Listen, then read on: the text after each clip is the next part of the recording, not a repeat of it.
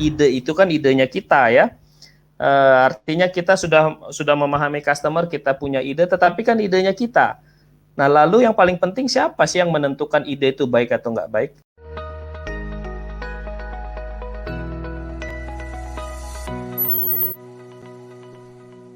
Oke, selamat pagi, selamat siang, selamat sore, dan selamat malam teman-teman TDA. Kita masuk ke sesi berikutnya nih, sesi kedua dari TDA Business School, khususnya untuk membahas mengenai design thinking. Masih sama Pak Jonathan Gultom. Ya, Pak Jonathan Gultom nih sangat-sangat, kita sudah bahas di sesi pertama, sangat-sangat mumpuni dan sebenarnya mengerti sekali sebenarnya apa yang kita rasakan nih sebagai pengusaha, khususnya teman-teman yang masih baru merintis ya. Oke, kita panggilkan Pak Jonathan. Ya, ketemu lagi Pak Jonathan. Kita mau Ketemu bahas lagi, Pak Wisnu. sesi selanjutnya nih. Siap.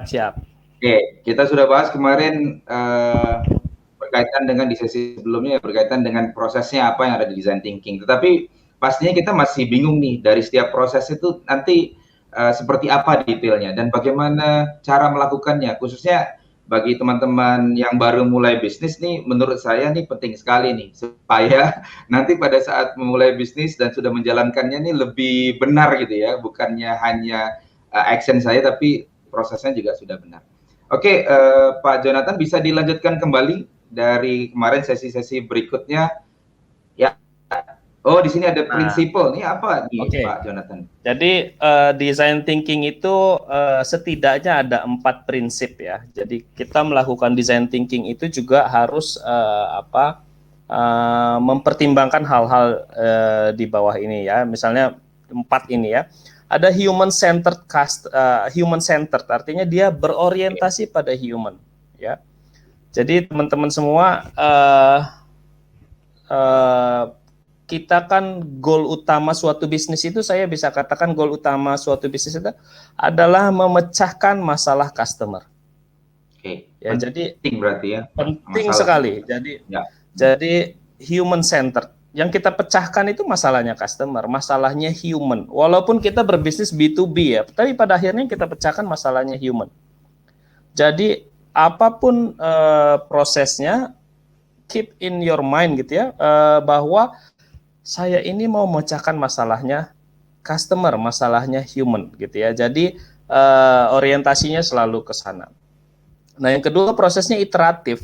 Jadi ini relevan kalau kita lihat pebisnis selalu bilang, lo kalau belum jatuh mah, kalau belum rugi belum berbisnis katanya gitu ya, belum jadi pengusaha. Itu membuktikan apa? Membuktikan bahwa proses bisnis itu nggak satu kali jadi.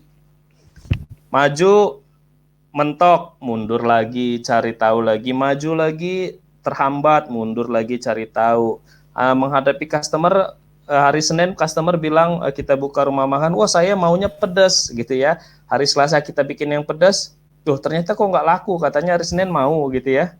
Oh ternyata ketemu customer lain, oh saya nggak suka pedas katanya. Itu contoh simpelnya. Ubah lagi, oh ternyata akhirnya berubah hingga setelah berproses iteratif itu seperti circle gitu ya, maju, mundur, dikembangkan gitu ya. Jadi yang act, learn, build itu harus dilakukan. Kalau ini di kampus kita nih di Podomoro University itu basisnya act, learn, build. Jadi action, learning, bangun, action lagi nanti jadi iteratif. Nah, yang berikutnya multidisiplin. Multidisiplin itu apa sih? Multidisiplin itu sebaiknya kita melibatkan banyak orang yang berbeda-beda pandangan. Orang IT bekerja sama orang IT nggak jadi barangnya, saya yakin. Orang sales semua yang kerja nggak jadi juga barangnya gitu ya. Orang sales maunya jualan aja, nggak mikirin lah terus gimana caranya membangun websitenya, nggak jalan. Orang IT maunya bikin website yang efisien. Nah tapi begitu sudah di launching, kok tampilannya kurang menarik ya, user experience-nya kurang oke ya, gitu misalnya. Jadi multidisiplin, orang IT kerja sama orang seni, orang art kerja sama orang sales, kerja sama orang finance. Ini yang harus di encourage gitu ya. Dan ini sekarang company besar banyak yang begini. Jadi ada yang cross gitu. Hari ini dia misalnya manajer finance, nanti dia dikasih pengalaman, ya udah minggu depan kamu magang di bagian misalnya manufacture ya, minggu depannya magang di bagian marketingnya, supaya apa? Supaya multidisiplin yang pandangan yang berbeda itu bisa terintegrasi dengan baik dan saling menunjang gitu ya. Jadi kalau kita ini hanya berpikirnya silo gitu ya, orang finance hanya berpikir finance, orang finance berpikirnya hanya efisiensi, efisiensi, efisiensi. Bayangkan kalau dia hanya berpikir efisiensi, tapi ternyata company-nya value proposition-nya saya maunya service yang luar biasa. Misalnya hotel gitu ya. Saya value proposition-nya adalah service yang luar biasa. Tamu adalah raja. Tamunya bilang, hari ini saya mau, ini saya udah bayar mahal banget nih, satu malam misalnya 10 juta gitu ya, ekstrimnya. Saya hari ini mau lobster. Oh ternyata kita nggak punya lobster di dapur. Nah, bayangkan kalau berpikirnya silo. Jadi orang finance nggak kasih izin itu. Enak aja lobster, mahal banget itu lobster gitu kan. Nggak kasih izin. Nggak jadi kita kasih value proposition tamu adalah raja. Kalau raja minta apa juga mau, kita kasih gitu ya. Nah jadi seperti itu. Dan yang terakhir kreatif dan visual. Be kreatif dan biasakan visual. Visual itu sangat membantu kita dalam mengungkapkan ide, mengkomunikasikan ide, menyampaikan informasi.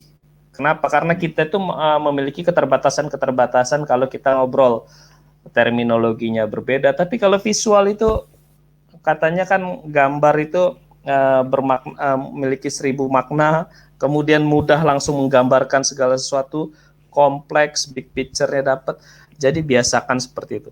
Jadi jangan ditulis di dalam bentuk dokumen, nggak ada yang baca. Bikin itu menjadi visual dan kreatif gitu. Itu prinsipalnya dulu ya. Ya, ada ini Pak Jonathan. Jadi di teman-teman pengusaha tuh biasanya dia itu langsung punya ide, terus kemudian dia punya produk dan dia yakin bahwa nih produk ini bisa diluncurkan gitu. Nah, kalau ini kan memang harus ngelihat dari customer dulu, terus kemudian lihat masalahnya. Tapi kalau cara-cara yang dilakukan mulai dari produk dulu, itu kira-kira gimana? Ya, jadi ini dulu itu saya agak sedikit mundur ya. Setelah Perang Dunia II itu marketing itu begitu, produk oriented. Kenapa begitu? Karena di Perang Dunia Kedua itu teknologi maju banget, hasil dari perang. Kemudian ekonomi setelah damai, ekonomi wah tinggi gitu ya, maju luar biasa. Semua itu mau konsumsi. Kemudian persaingan tidak ada gitu ya. Jadi dulu itu idenya begini, bikin produk sebaik-baiknya customer akan datang. Kalau sekarang ya nggak bisa lagi. Sekarang itu bergeser, dunianya bergeser. Kalau saya nih ya, masuk ke mall atau masuk ke offline store gitu, yang saya lihat itu hanya desain dan lain-lain. Saya belinya di mana? Di marketplace. Saya browsing. Jadi saya ingin lihat visualnya, saya browsing, saya lihat di marketplace. Nah kemudian saya maunya banyak. Kenapa? Karena kalau saya nggak mau A, ada yang menawarkan B, ada yang menawarkan C, dan seterusnya. Jadi sekarang saya ingin katakan ini lazim banget nih. Saya juga kan banyak mendampingi banyak UMKM. Pak, saya membuat misalnya herbal A. Kenapa? Karena tanaman itu banyak di kebun saya gitu. Jadi bukan karena customer-nya butuh, tetapi karena itu dasarnya itu kita punya resources, kita iya. Jadi, nah itu tapi terbalik. Itu boleh nggak, Pak Jonathan, itu boleh? Boleh saja, boleh. Boleh ya. Boleh saja, tetapi harus segera disesuaikan.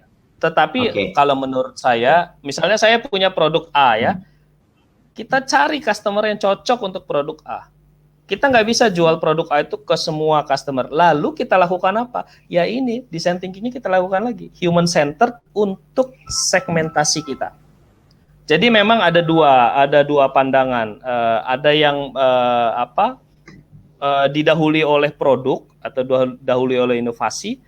lalu ada yang memang dari customer baru dibuat inovasinya. Nah, tapi saya sih sangat menganjurkan harus bermulai dari customer ya, start from customer.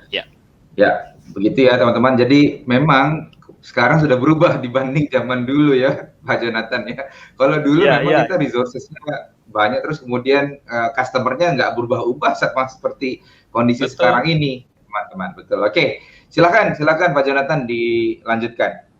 Nah, ini ada gambar 3 nih, apa nih? Design thinking. Ya, ini masih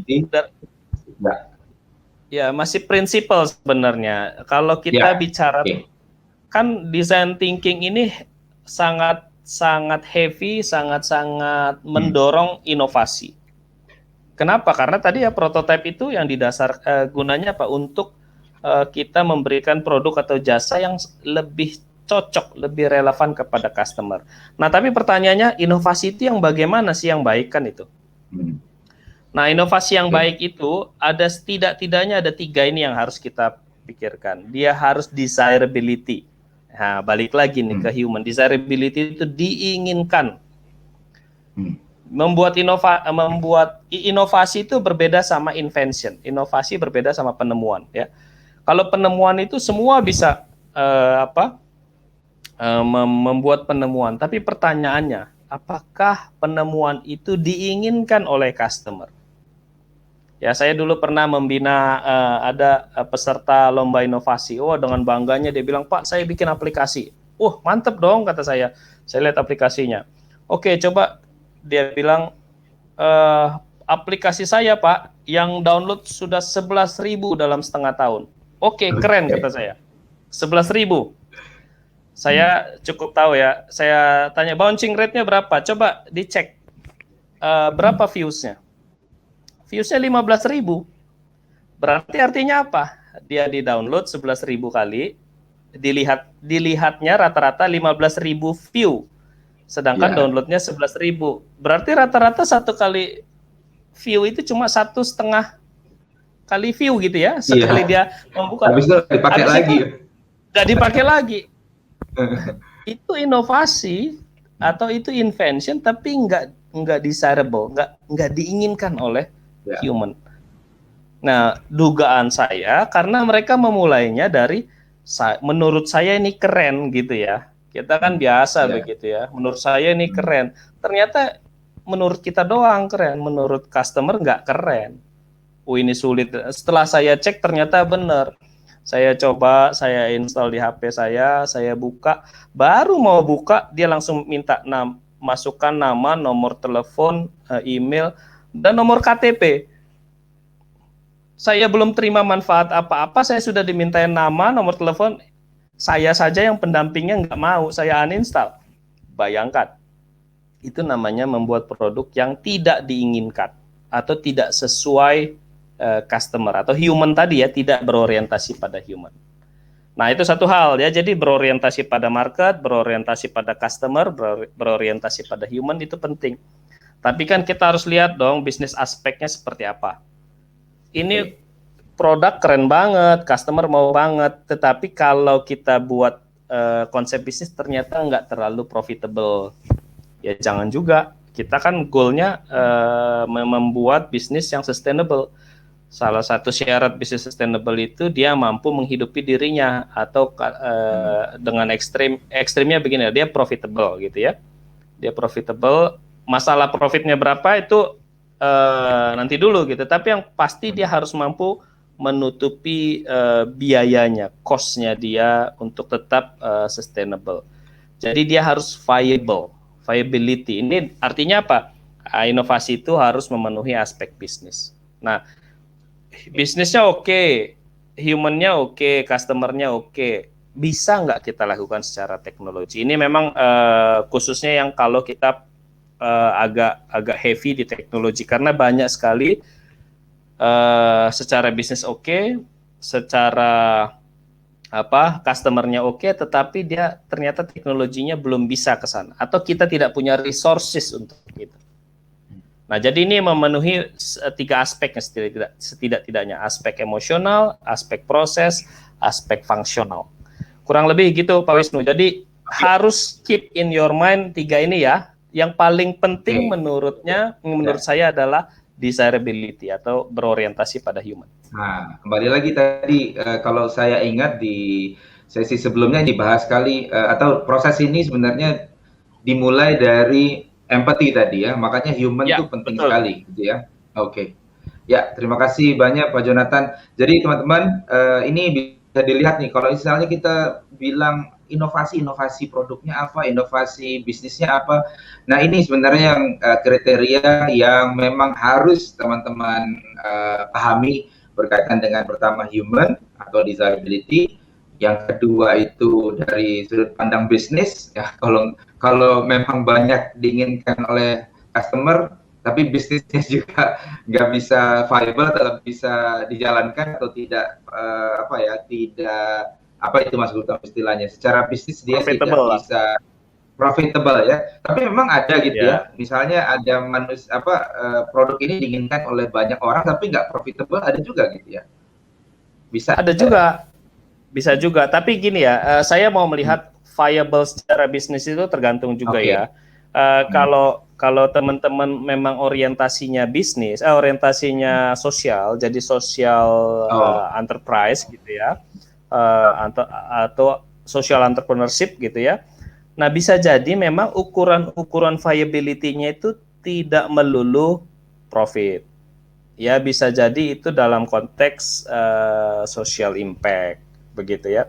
Jadi memang disesuaikan gitu, karena ini bisa nggak diaplikasikan kepada social entrepreneurship? Bisa banget. Dan banyak banget social entrepreneurship dimulai dari ini. Tetapi prinsipnya satu, viability itu prinsipnya satu. Dia harus mampu membuat bisnisnya itu atau actionnya itu atau programnya itu berjalan secara sustain. Itu. Oke. Ya, dan yang terakhir nih ya adalah dari sudut pandang visibility. Kira-kira ada nggak teknologinya, resourcesnya ada nggak teman-teman, sumber dayanya ada nggak gitu. Nah, tiga kriteria ini tercakupi, nah itulah yang disebut dengan inovasi. Ini masih prinsipal design thinking nih ya Pak Jonathan ya? Ya, masih prinsipal, belum stepnya ya. Oke, nah mungkin setelah ini kita akan bahas mengenai step-stepnya Pak Jonathan. Dan kita akan masuk ke sesi ketiga nanti teman-teman TDA di seluruh Indonesia dan teman-teman UKM juga, pengusaha di seluruh Indonesia, kita akan bahas detail mengenai prosesnya. Nah, tadi mulai dari empathize ya, kalau nggak salah ya, empathize sampai ke market validation. Test ya, market validation. Oke, kita akan ketemu lagi di sesi berikutnya. So, sampai ketemu lagi ya teman-teman, jangan lupa subscribe dan juga itu klik loncengnya di TDA TV, dan kita akan terus kasih informasi menarik di TDA Business School. Oke, sampai ketemu di sesi berikutnya teman-teman. Salam kolaborasi untuk negeri. Ini yang paling penting dan ini yang paling sulit karena kita harus memahami customer, dan ini yang paling penting, itu poinnya di situ. Jadi apa persiapannya dong Pak Jonathan?